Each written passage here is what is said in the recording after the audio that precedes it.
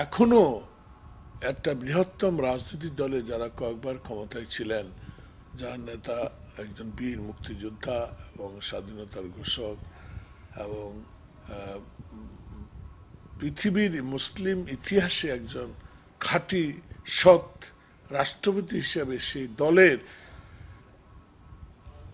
ষষ্ঠ কাউন্সিলে বা কাউন্সিল অনুষ্ঠানের আমরা কয়েকটি জায়গায় দরখাস্ত করেছি, আজ পর্যন্ত তারা জায়গাটা আমাদেরকে বরাদ্দ দেন নাই। আমাদের মধ্যে অনেক বয়োজ্যেষ্ঠ নেতা রয়েছেন যারা বয়সের ভারে অত্যন্ত এখন পরপারের হয়তো আল্লাহ পাকের কাছে চলে যাওয়ার একটা চলে যেতে পারেন, সেটা নির্ভর করে আল্লাহর উপর। কিন্তু আমাদের নেতৃত্বে যারা এখন আছেন তারা অত্যন্ত সৎ, যোগ্যতা প্রাপ্ত ব্যক্তি এবং যোগ্য পদে তাদেরকে দেওয়া হয়েছিল। তারা অনেক কষ্ট করেছেন এই দলের জন্য এবং এই দেশকেও তারা মন্ত্রিসভার অনেক সদস্য ছিলেন, তারা দেশকেও সেবা করার চেষ্টা করেছিলেন। তাই আজকে ইউপি নির্বাচনের সাথে কাউন্সিলের আমি আগে বলেছি খুব সম্পর্ক কম।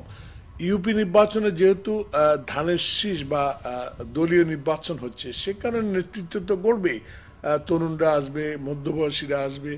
একবারে বয়োজ্যেষ্ঠদেরকে, বৃদ্ধদেরকে যে একবার দল থেকে সরাইয়া দিবে সেটারও কোনো সিদ্ধান্ত আমাদের নাই।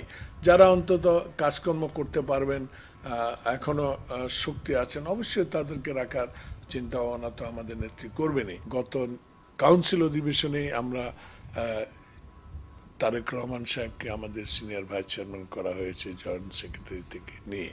তো সে কারণে এখনো আমি পত্রপত্রিকায় যেটা দেখেছি এই নিয়ে আমি সবসময় নেতৃত্বের সাথে বা নেতার সাথে কোনো আলোচনা করতে পারিনি।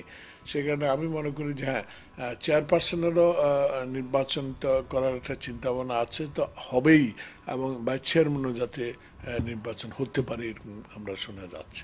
আমি এই ব্যাপারে এখনো দলের কারোর সাথে আলাপ করতে পারিনি।